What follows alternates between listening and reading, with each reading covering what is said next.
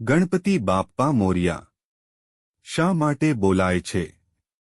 મોર્યા કોઈ સામાન્ય શબ્દ નથી, પરંતુ સદીઓ પહેલા મહારાષ્ટ્રના ચીંચવાડ ગામમાં થઈ ગયેલા ગણેશ ભગવાનના એક મહાન ભક્ત મોર્યા ગોસાવીનું નામ છે.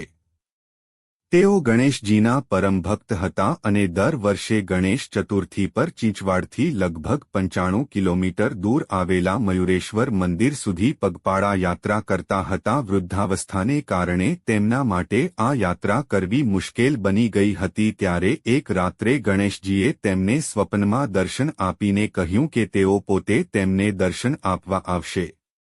બીજા દિવસે જ્યારે મોર્યા ગોસાવી નદીમાં સ્નાન કરવા ગયા ત્યારે તેમને પાણીમાંથી ગણેશજીની એક નાની મૂર્તિ મળી. એ મૂર્તિને તેમણે ચીંચવાડમાં સ્થાપિત કરી. ત્યારથી આ સ્થળ મોર્યા ગોસાવીના નામથી પ્રસિદ્ધ થયું.